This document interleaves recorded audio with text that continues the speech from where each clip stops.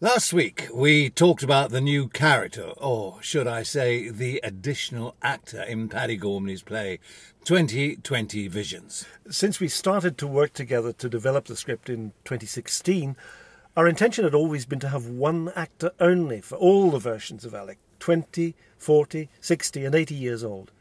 And then in the early summer of 2018, you had the idea of making Alec 80 a completely separate character, always on stage. I can't think why neither of us had that thought before.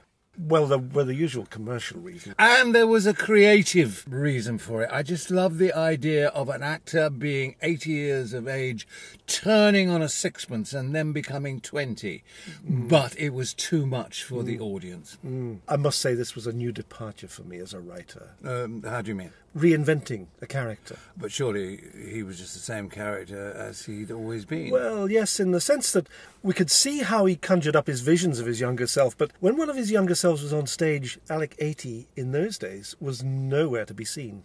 And now that he was on stage all the time, we could see him respond to the visions. And that's what made the big difference for me. Well, when you first saw the script, Alec 80 didn't exist at all. He was nothing more or less than my solution to the big problem with this play. He was the perfect device for knitting together the 1960, 1980 and 2000 plots, but now he was not only a character in his own right, but the main character of the play. And you remember that Bridewell feedback we went through? People say they wanted to see Alec's play, and suddenly we could see it, and I had to dig deep. That's what I meant by reinventing the character. I hadn't thought it like that because I don't think like a writer. I think more as a, what do I do with the writing now you've presented it with me.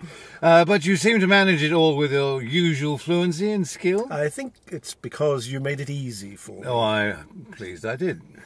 You asked me to redraft a few key moments, notably the opening pages of the script, which we'd had a lot of trouble with, and then organised a workshop where the actors could experiment, and where we could all gain inspiration. I only did it because I knew you would agree. There are plenty of writers who would be terrified of letting actors loose on this script in that way. Well, I had no hesitation in agreeing. I was really excited about it, actually.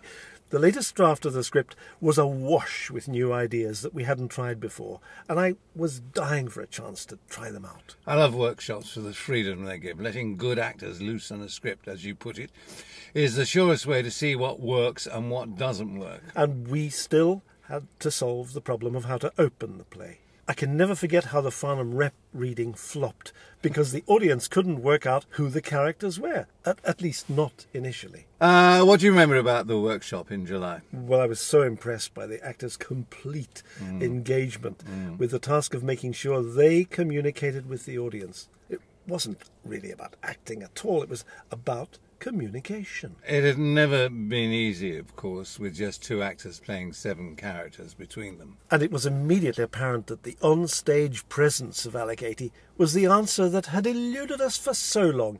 He was fixed in present time at last, and it was just a matter of introducing the dream characters in such a way that the audience could see how they sprang from Alec 80's imagination. It was very helpful that so many of your lines could be spoken either by Alex 80 or else by one of his younger selves. It meant that I could leave it to the actors to work out which version of Alec should be speaking at any moment. Mansell David was Alec 80, Olivia Busby and James Price played the dream characters.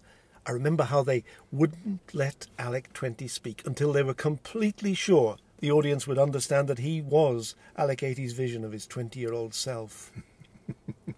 The thing I loved most was the love letters. Oh, yes, that was wonderful. We'd always had this confusion about who should read the letters. Alec 80 was a hoarder, so he would certainly have kept the letters sent to him by Belinda, Natasha and Lucy. But he couldn't read out the letters he had written because he didn't have them.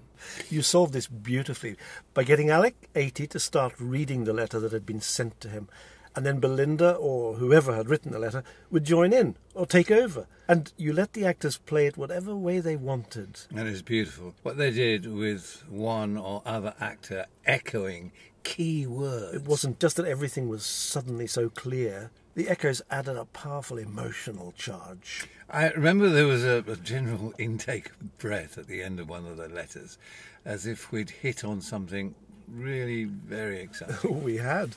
I'm only sorry we don't have a recording of it to play to our listeners.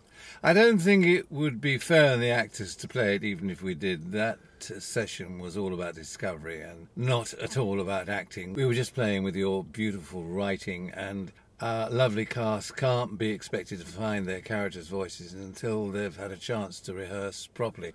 It was a process that only good actors can go through. It is a pathway of discovery that eventually does pay off in the rehearsal room. I can't wait for the rehearsal room. Well, you won't have to wait much longer. Here we are in 2019 and the show is just 5 weeks away. It's selling well, dear listeners, so don't leave it too late to book your tickets.